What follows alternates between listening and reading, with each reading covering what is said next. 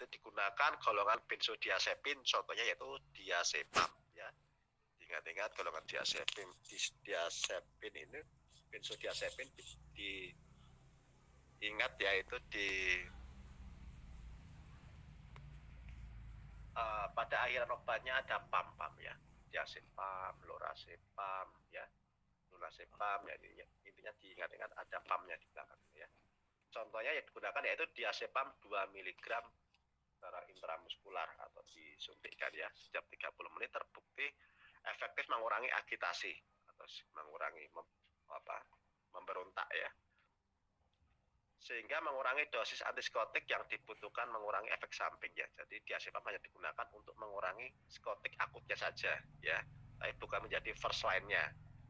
Dia hanya digunakan untuk mengatasi dia relax ya, tidak memberontak. Digunakan golongan benzodiazepin. Jika dibutuhkan antipsikotik untuk agitasi yang berat, digunakan golongan haloperidol ya. Haloperidol golongan yang lama tadi ya, yang tipikal ya, yang high potensi, yang sedikit terus ya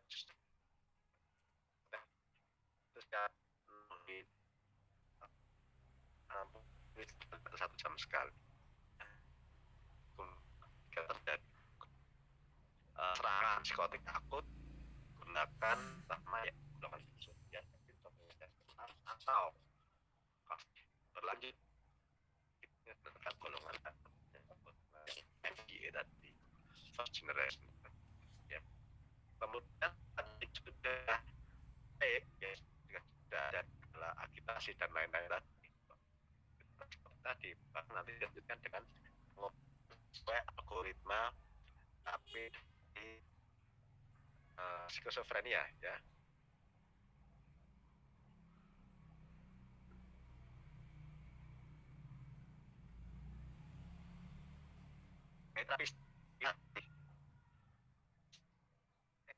Terapi minggu kedua dan ketiga.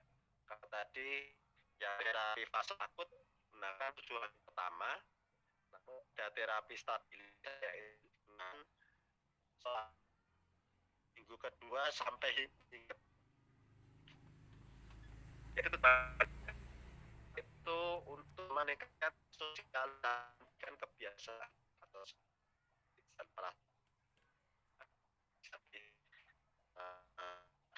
sekitar. Kemudian perlu waktu 6-8 minggu untuk dapatkan respon yang diharapkan ya. Setelah bedanya bila dibandingkan dengan saat sebelum diberikan.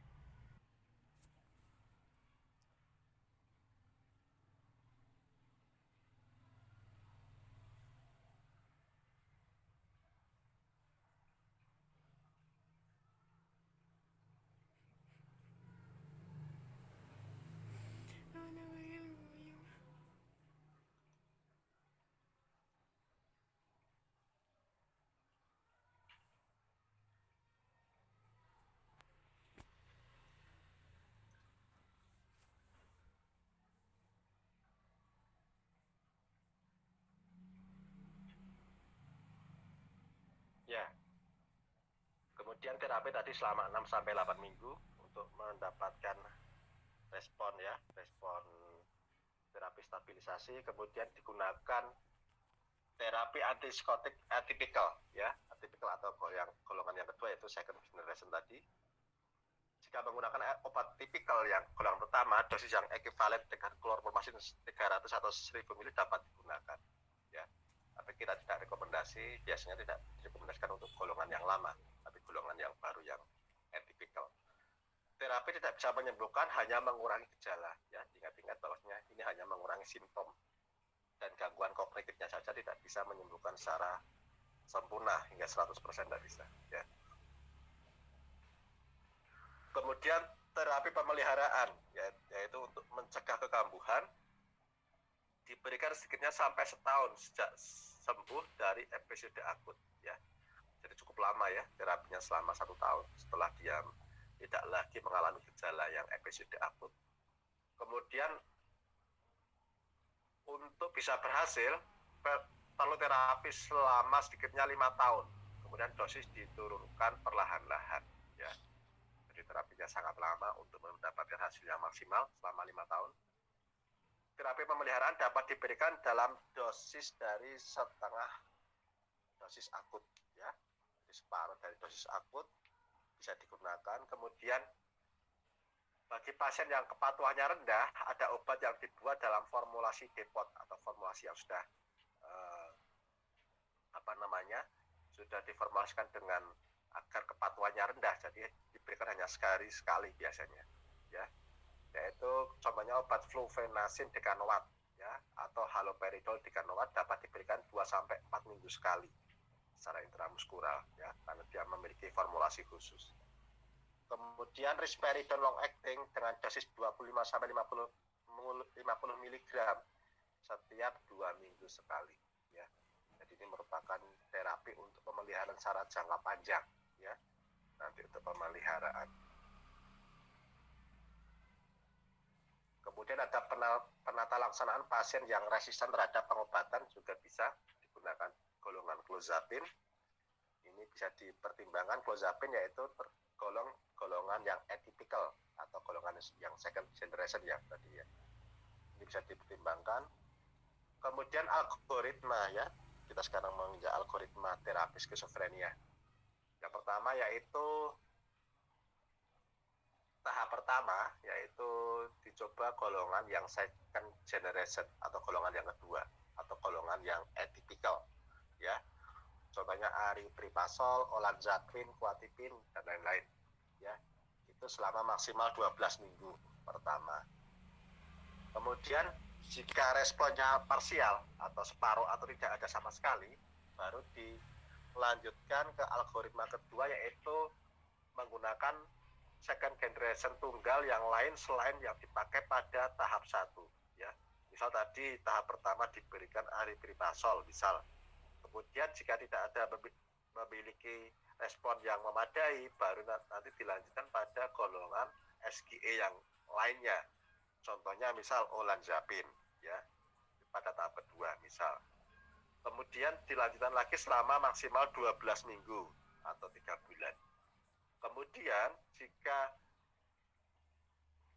respon parsial tidak ada lagi, baru lanjutkan pada tahap 2A, ya, yaitu coba FGE atau SGE yang lain, ya.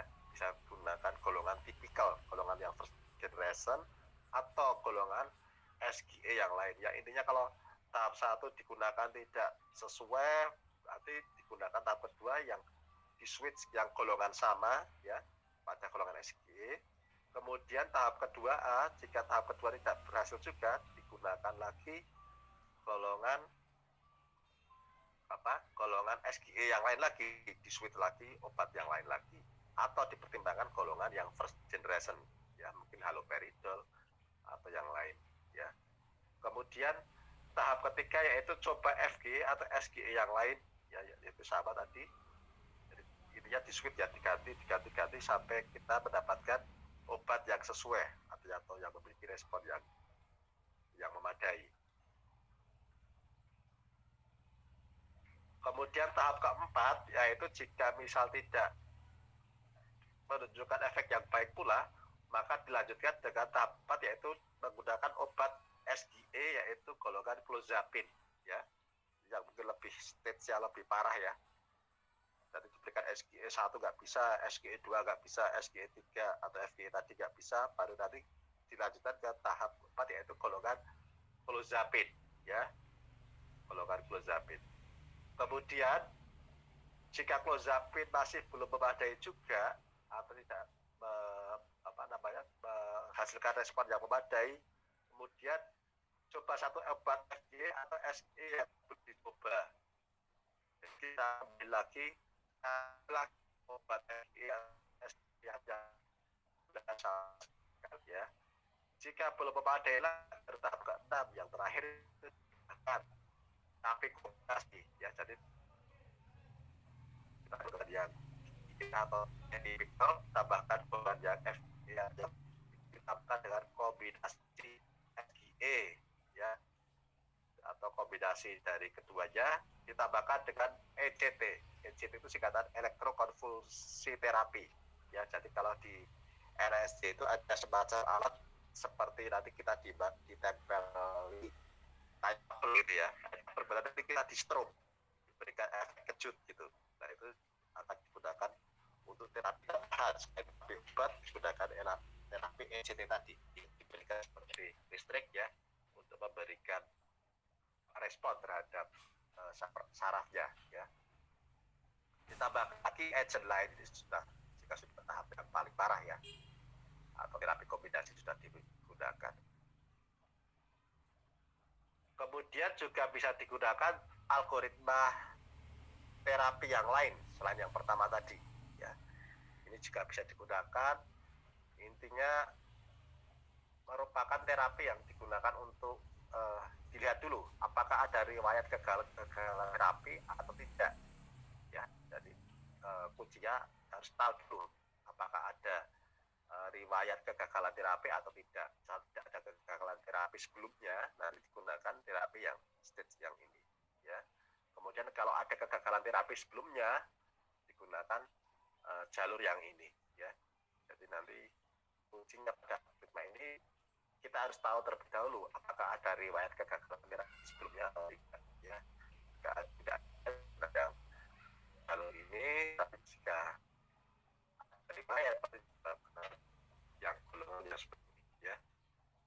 Nanti sama ada namanya ada PB juga ya, bersama. Jadi ini diganti golongan 1, golongan 2, golongan 3 diganti obat-obatan yang lain yang sama-sama golongan SGE, baru nanti jika tidak memadai baru diganti dengan clozapine juga ya. Kemudian clozapine jika tidak memiliki efek yang baik baru nanti ditambahkan terapi kombinasi ya. Terapi kombinasi dengan golongan atipikal dan golongan tipikal ditambahkan dengan fungsi terapi ya, digunakan memberikan listrik ya ke kepala pasien.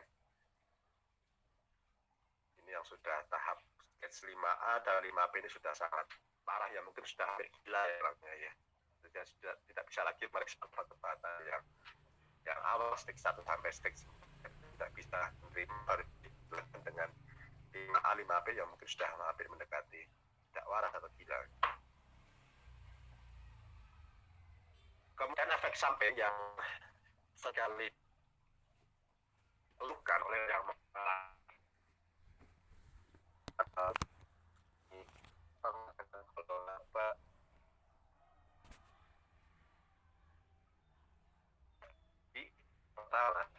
itu ya.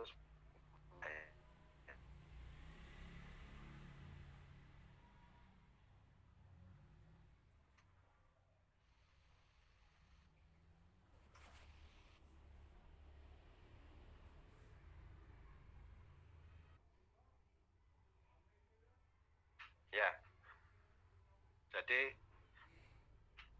efek samping yang sering dihadapi ya, atau sering dikeluhkan oleh pasien yang menjalankan terapi skizofrenia, yaitu ada efek samping sedasi ya. Sedasi itu semacam orang yang rasanya ngantuk ya, ngantuk kemudian seperti orang yang linglung ya. Kemudian ekstrapiramidal itu juga ada, yang paling besar ekstrapiramidal ini. Kemudian antikolinergik juga ada, kemudian ortostatik juga ada. Jadi semua pengobatan atau terapi ini pasti ada plus minusnya ya. Terutama yang obat-obatan golongan lama atau golongan tipikal atau FGE tadi relatif lebih besar ya gangguan pada sedasinya, pada ekstrapiramidalnya, antikolinergik, kemudian ortostatiknya lebih besar bila dibandingkan dengan golongan yang second generation ya. Second generation mungkin lebih kecil ya efek samping yang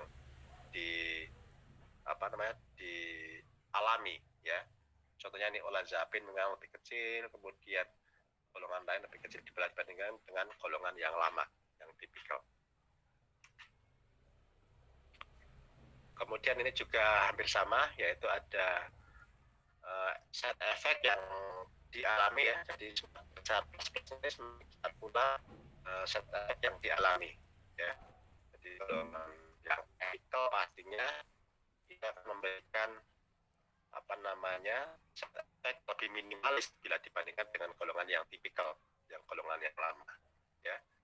Mungkin kita mana yang lebih baik, mana yang tidak ya, dilihat dari plus-plusnya ini.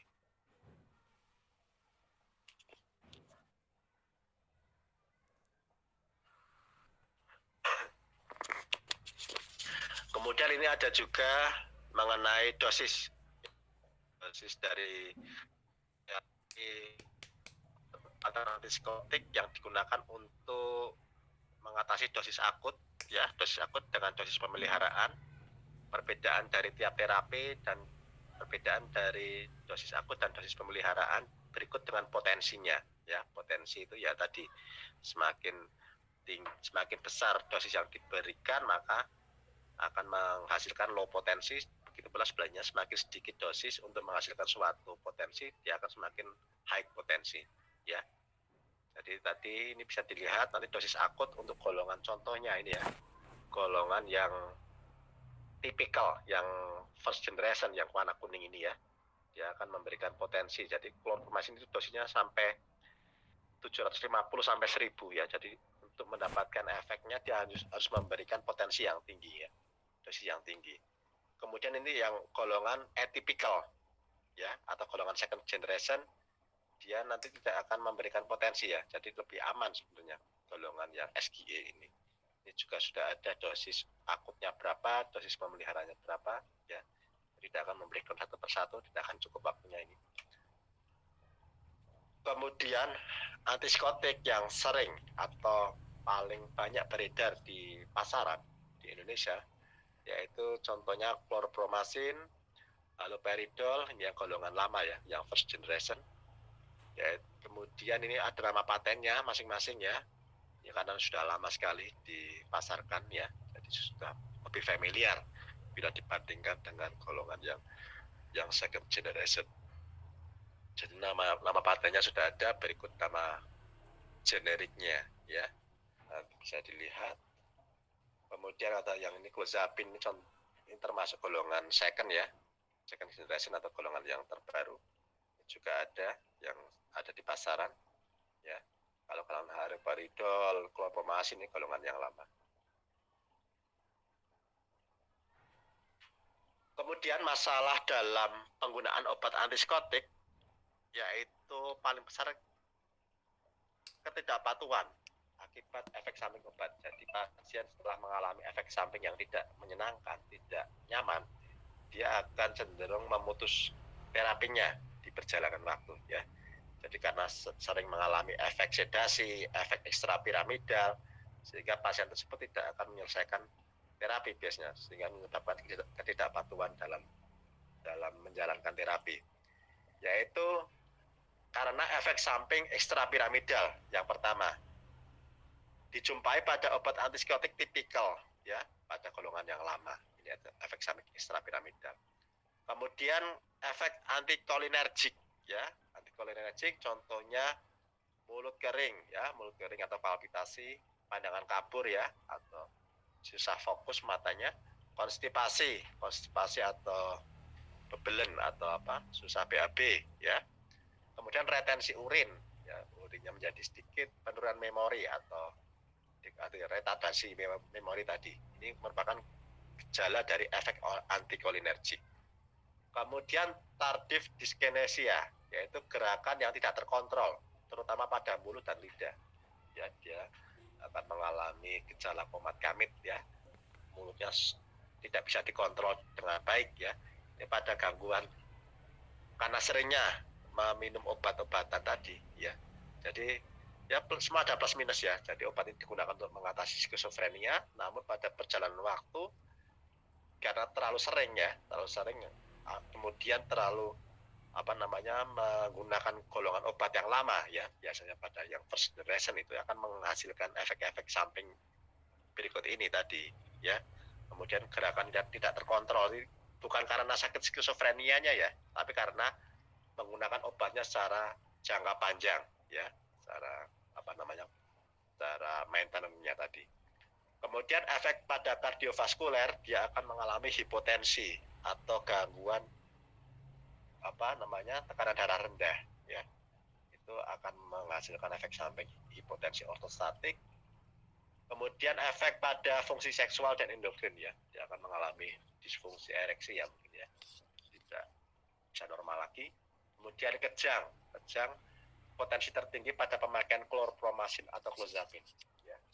Jadi ini yang agak dihindari ya, efek kejangnya itu karena memang menggunakan klorpromasin secara jangka panjang ya.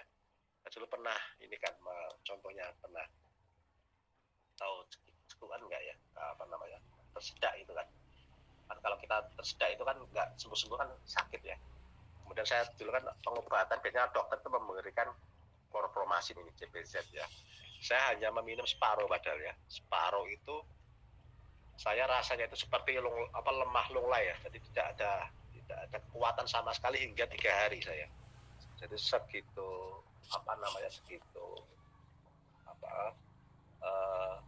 efek sampingnya begitu besar ya bagi orang yang mengalami. Sekunya langsung langsung sembuh, tapi langsung 3 hari saya hampir tidak bangun ya, karena menggunakan hanya separuh tablet aja.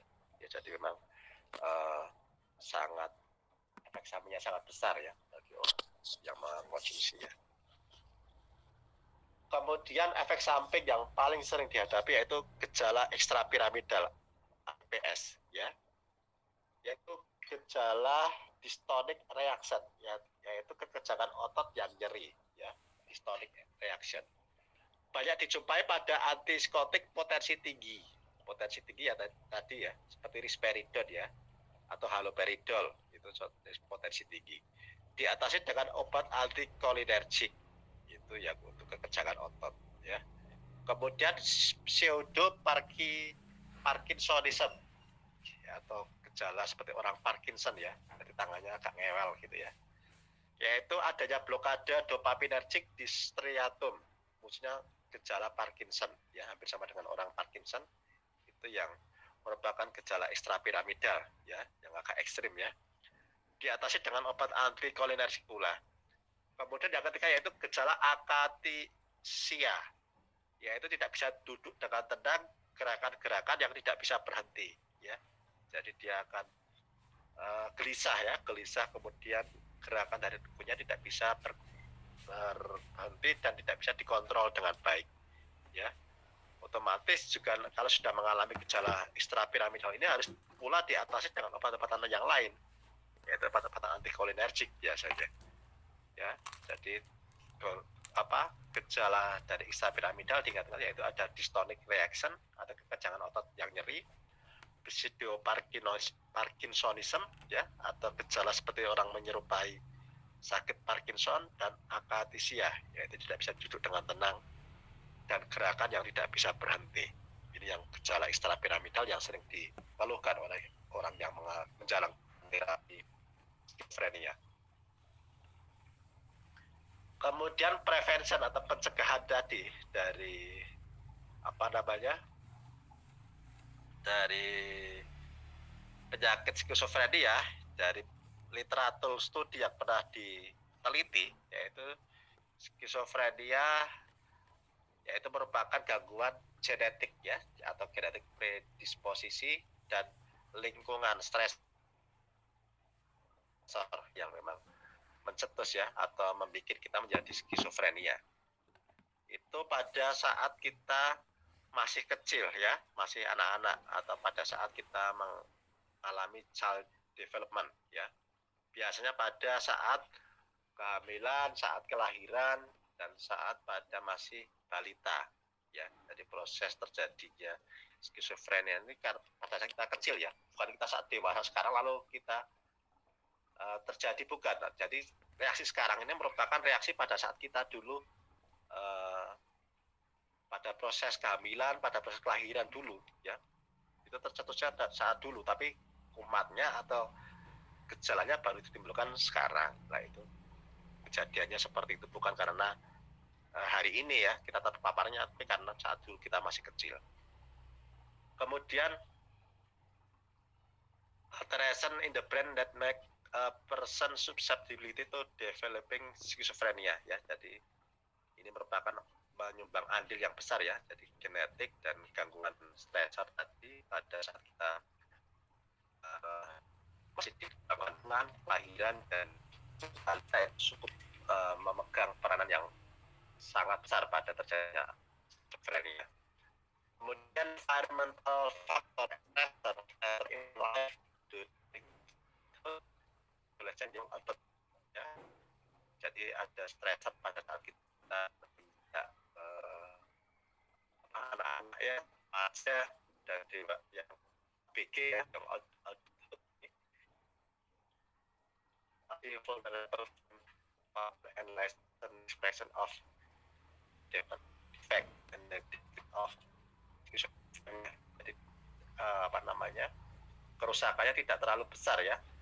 Jadi paling besar yaitu pada saat kita proses kelahiran ini ya, karena memang faktor genetik ya.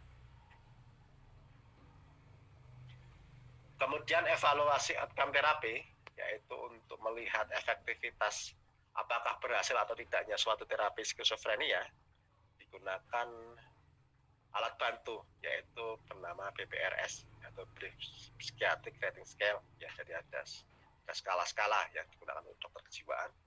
Kemudian Positive and Negative Symptom Scale atau PANS ya, ini juga bisa digunakan. Ini kita yang tahu hanya dokter kejiwaan ya.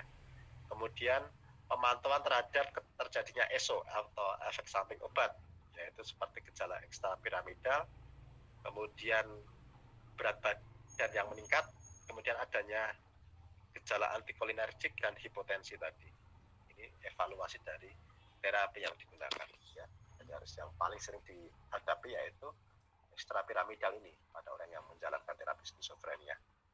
Kemudian khusus untuk clozapine, cek white blood cell ya, atau sel darah putihnya setiap minggu selama terapi, karena pada terapi clozapine ini dia akan cenderung mengurangi ya sel darah putihnya di dalam peredaran darah ya. Jadi harus dicek ya, kalau tidak nanti takutnya terjadi kehilangan sel darah putih secara banyak ya, sehingga otomatis nanti tubuhnya akan gampang terjadi serangan ya kalau white blood cell-nya rendah ya. Kemudian monitoring yang lain yaitu pada pada WBC tadi, kemudian pada fungsi laboratorium ya, pada neutrofil, terutama pada orang yang menjalankan terapi clozapine ya, neutrofil count. Ini terapi hasil tes yang digunakan untuk pemantauan dari terapi, karena ya obat-obatan yang digunakan untuk skizofrenia tadi sangat banyak side effect-nya sebenarnya ya, tapi semua kan harus dipertimbangkan ya, risk and benefit ratio-nya ya.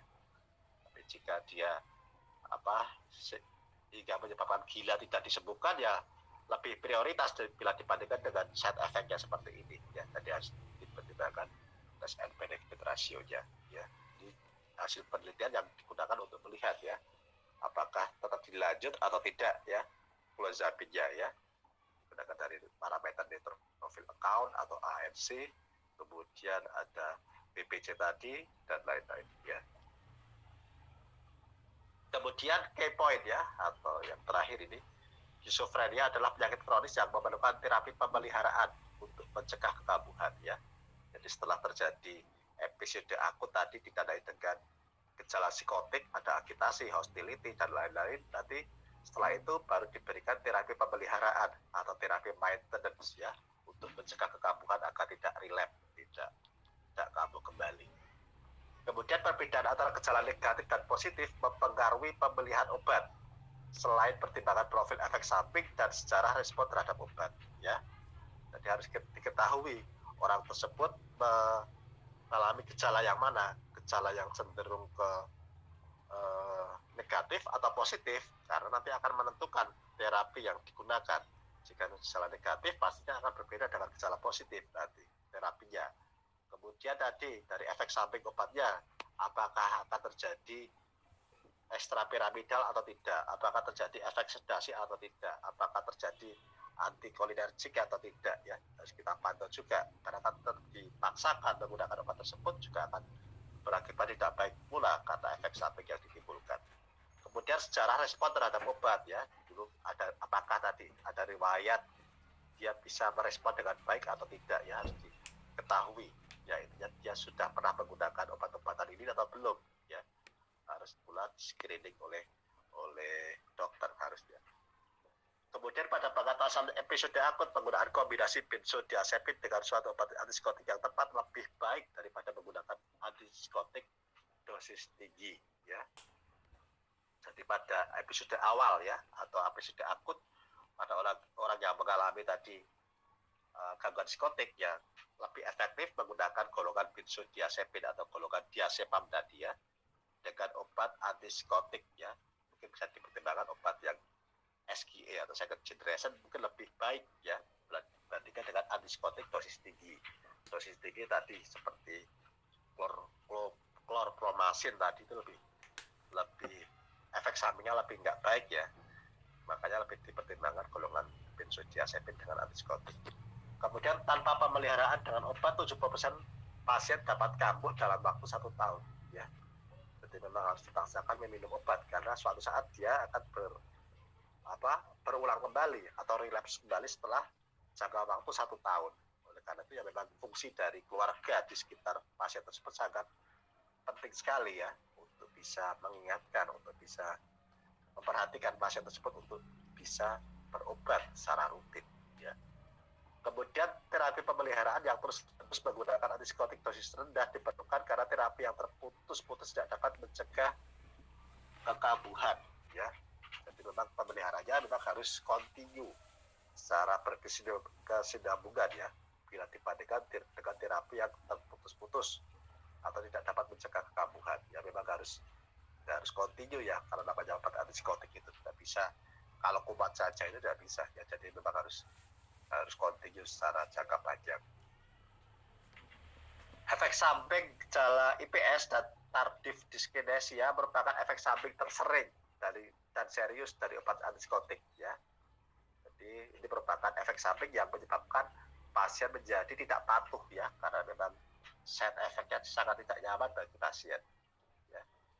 Kemudian obat antipsikotik atypical merupakan revolusi dalam pengobatan skizofrenia, ya, yang tadi ya golongan kedua atau golongan second generation tadi, ya. Ini merupakan revolusi pada pengobatan skizofrenia karena merupakan memiliki efek samping yang lebih minimal dibandingkan dengan golongan tipikal. Kemudian risperidon, olanzapine, quetiapine merupakan pemula generasi obat atypical yang menjadi first line untuk skizofrenia, ya. Merupakan terapi pada orang yang mengalami skizofrenia karena merupakan golongan SGA atau obat atypical. Ya, baik, terima kasih atas perhatiannya. Barangkali ada yang ditanyakan, silakan. Sudah pas jam 9.40.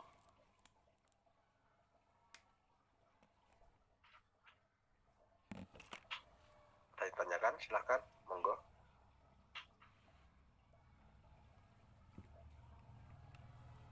Baik, kalau tidak ada, saya ada kuliah lagi jam 10 nanti. Saya absen terlebih dahulu.